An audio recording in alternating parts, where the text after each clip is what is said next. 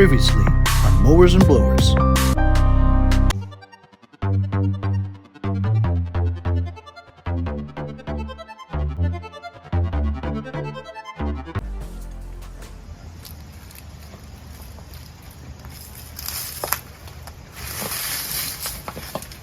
That's right.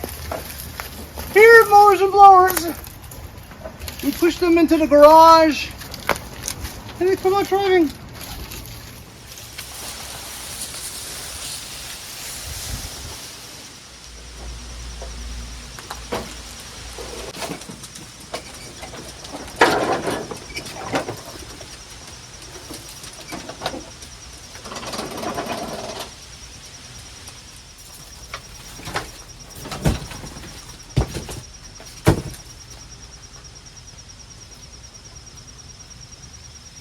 Hey everybody, it's Henry at Mowers and Blowers. Welcome back to another episode. We're going to be starting work on this new project, lawn tractor, Craftsman Lt1000, the classic kind. I got this for free! For free! That's right, free from a trade from a sale that I made. So I gave the guy 50 bucks off of my selling price of another tractor. In turn, he gave this to me. It was running, has low compression. And I need to swap out this engine because this engine starts, but it smokes and it only stays running for like 30 seconds or something until the compression goes away and then it stops. So I think the engine could be fixed later on. I think I have another connecting rod and another small block for it. So I might do that project in the future.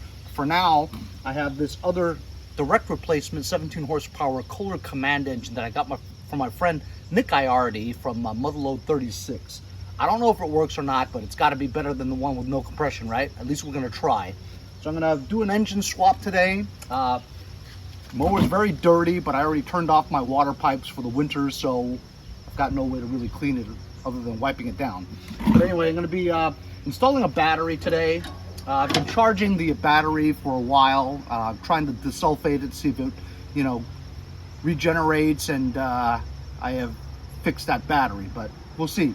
We'll put that battery in here and then we'll take this engine off, put that engine on, and see if it works. This is actually the battery from the Blue Bayou. It's an Autocraft 340 CCAs. So you see I've been desulfating it for like 3 days, and with my smart charger it shows 100% charged, and it's been desulfating for like 2-3 days. So it ought to be good. I'll disconnect this, put a battery tester on, and see how healthy it is. So not too good. It's a good battery, but it says it's only 50% healthy. That's not that good. I'm surprised. I've been recharging this thing for like 3 days, especially with the desulfate.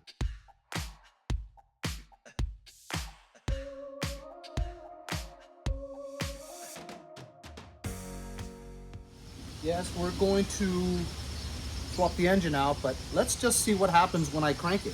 I want to put something here on this seat because you never know when you're going to get gonorrhea from sitting on a dirty seat. Also, this hood, the hinge is bad. So, I don't know. Let's see what happens. Choke. I don't know if it has gas in it.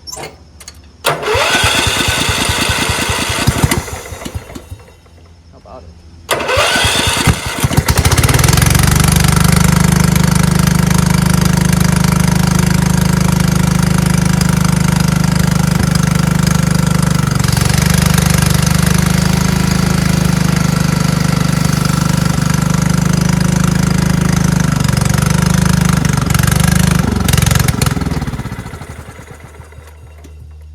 So as you see, the engine starts and runs, but it loses compression after the oil starts to heat up and gets more thin.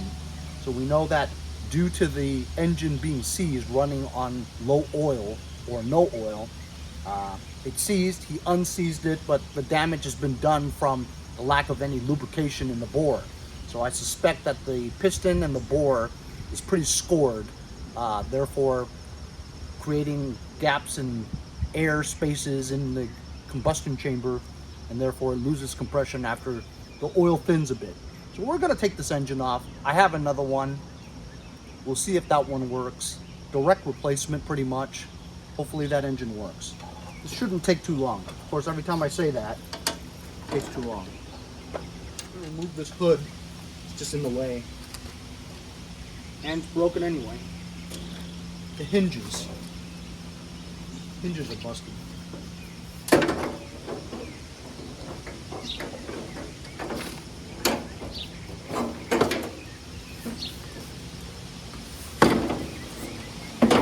See the hinges?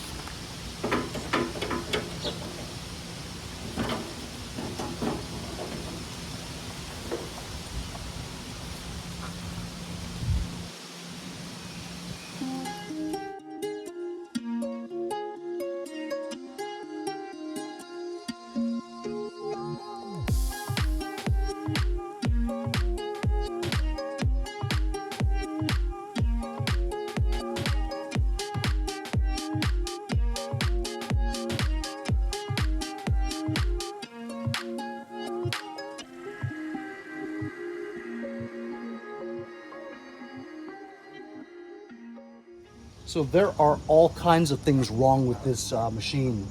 Lowering the deck, look at this. It's like this whole assembly is off its hinge.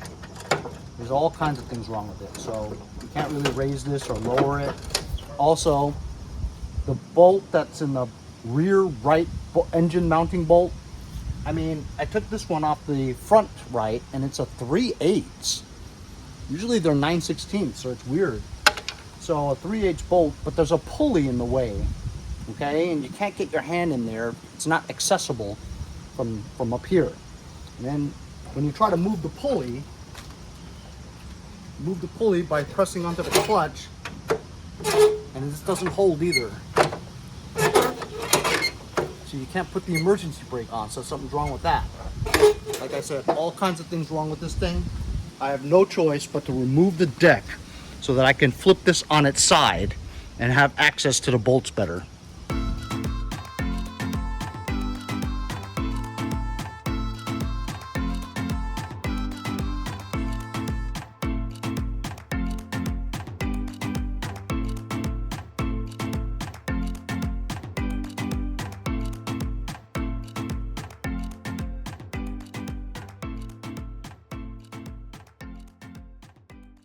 Okay, that totally sucked. Getting the bolts out was much easier when you had it on its side, obviously, but then getting the double stack pulley off with the belt being so tight and with me not able to lock the parking brake made it really difficult. But I think everything is now loose. We'll remove this engine, put the new one on.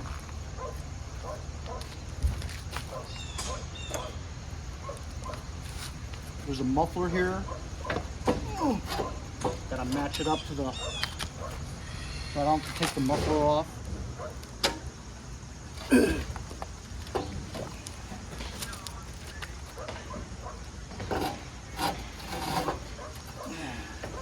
I have to take the muffler off? Oh, son of a gun.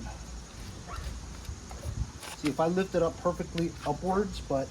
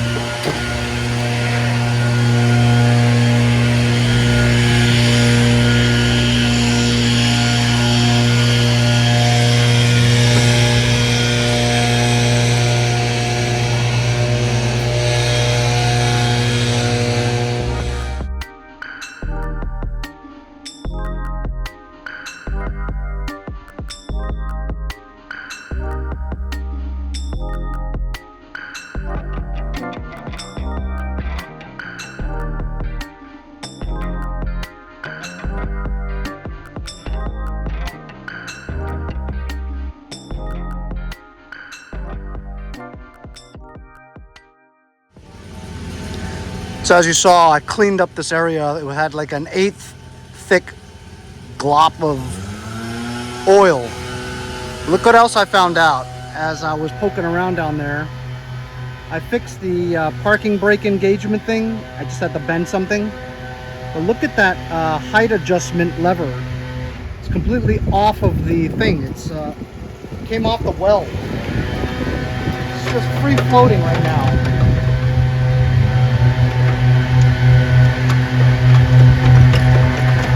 Now that those damn landscapers have gone, I earled that.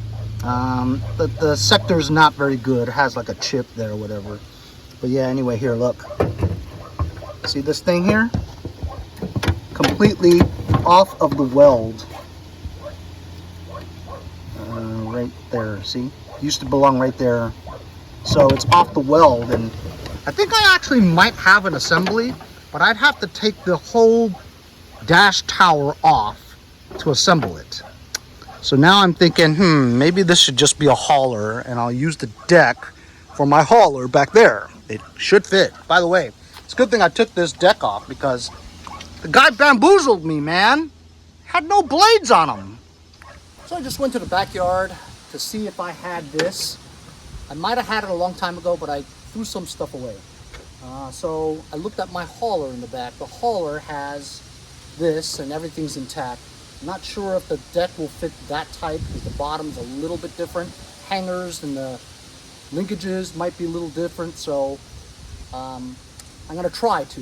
So I'm gonna take that deck and put it on the hauler that I have back there. I'm gonna turn this into a hauler because this is just too much work, you know what I mean? Even if I wanted to swap that lever from that hauler to this one, what's the point? I already have a hauler that has it installed. So I'm just gonna try to remove this thing, and this is gonna be a hauler, unfortunately, but you know, it's in complete disarray, not to mention the fact that this is the older model LT1000 with the square body, you know, it's not rounded, so it's fairly old already, you know, so I'm just gonna put that engine on here, see if it runs. If it runs, it's a hauler. So I removed it, as you guys can see. It's only this area right there that needs a weld in here. But honestly, if you wanted to do the weld right, because it's such a highly torqued area, you know, heavy, with a lot of, you know, torque, you know, moving it this way, it has to be a really good weld. And for me to be able to do that, I'd have to remove that cross member over there, take the whole thing off, take the cross member off, then weld it, grind it, whatever, then put it back. I mean, it's just too much work, you know what I mean? I have a hauler that already has the assembly that's working. That's what we're doing. Okay, so we're just gonna put this engine on, see if it works. This one has the muffler on it too.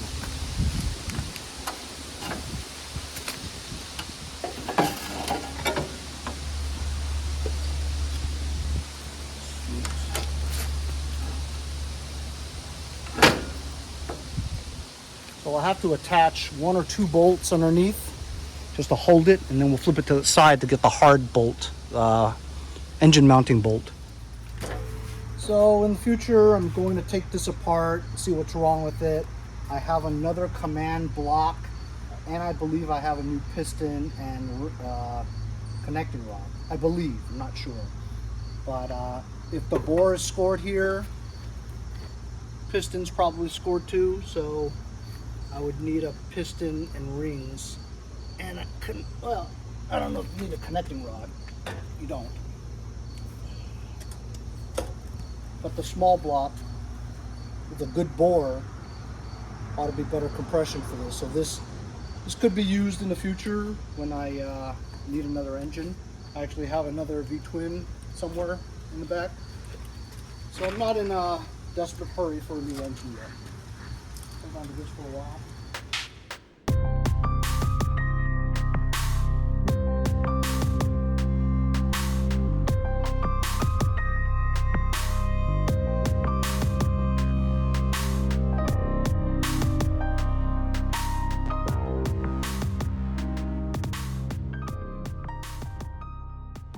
Okay, engine is mounted as you saw from time lapse, and also when I was hooking up the linkages to the carburetor on this one was completely rusted shut.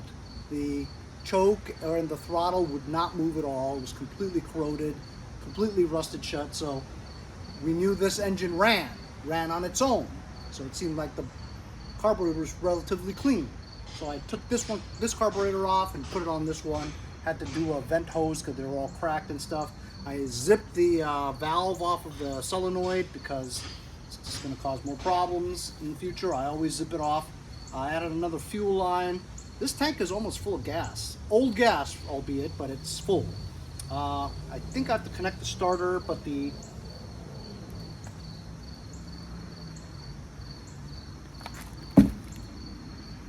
module's on this side, which is weird.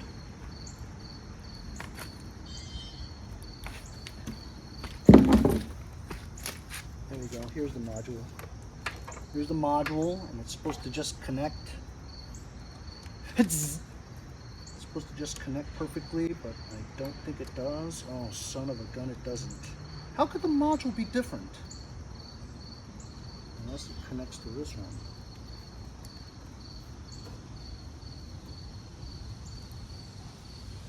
This one has 8. This one has 6. Oh, son of a gun. Why? This only has 4. Oh no, wiring problems. So I'm in the process of testing what the wires are, comparing it to this one. I'm not making any heads or tails of it. I think the white one is magneto. One of these 3 black ones is a stator, ground, whatever. This red one is switched power, but I don't really need that to start the engine. Anyway, I think the starter's bad on this one from Nick Iardi. Testing it.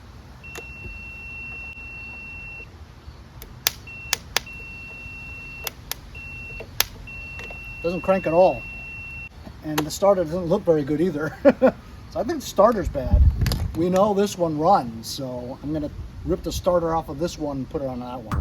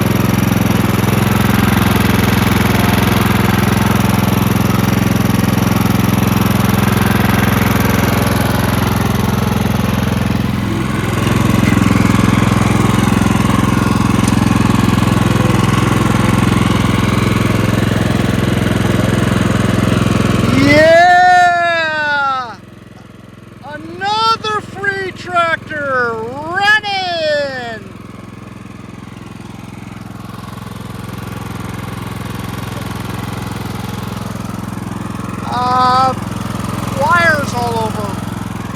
I don't think I'm going to go around the block because if this stalls for any reason, I can't start it again because I don't have a jumper. The only way the engine started was when I used a jumper pack onto the starter directly. So I think I don't have those wires connected right. So the solenoid's not working correctly. I have to figure out what these wires mean. But we know the engine runs, tractor moves, steers, good hauler.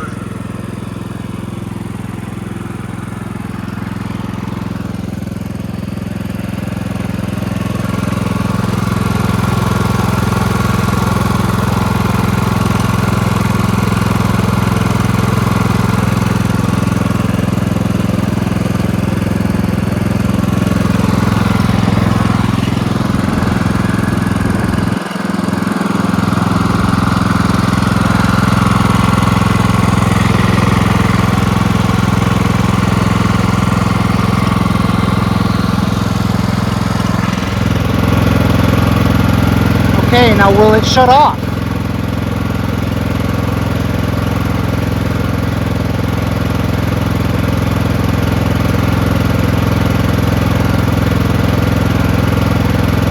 Switch is never on.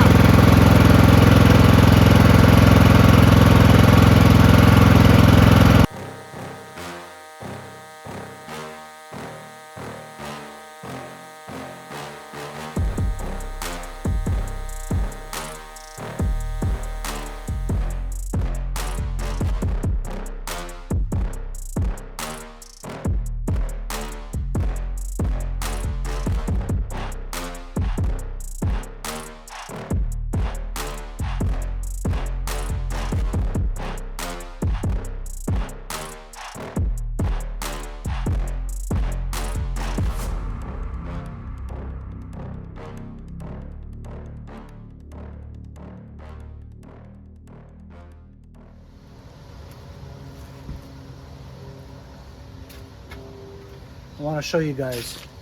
This is the starter off of Nick Iardi's, the replacement one.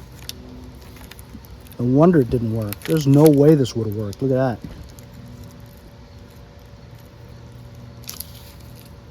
Completely seized. This starter is done. So I've had about enough for the day. I'm glad that we did get it started. But this wiring stuff is really driving me crazy. That one doesn't have a voltage regulator. This one does. The white wire coming out of here, I mean, the voltage is so high, I don't even know why it's going there. It should be going through the voltage regulator and being converted to 14 volts. There's a couple of times where I touched it and it was like, man, the amount of power is amazing. I put a multimeter on it, it said like 80 volts. That's a lot. So, I mean, I got to figure out the wiring here. I might have to take off this cover and try to find that magneto wire because I thought I tapped into it, but apparently it's not. So, it's some wiring going on, but how about it? Engine swap for the day. I'm glad that this engine runs well, as you heard. We swapped the carburetor out with the original one too. I just got to get the wiring right because honestly, I don't know why. They're both identical 17 horsepower Kohler commands, right? The harness is completely different. I mean, because this has a voltage regulator and that doesn't.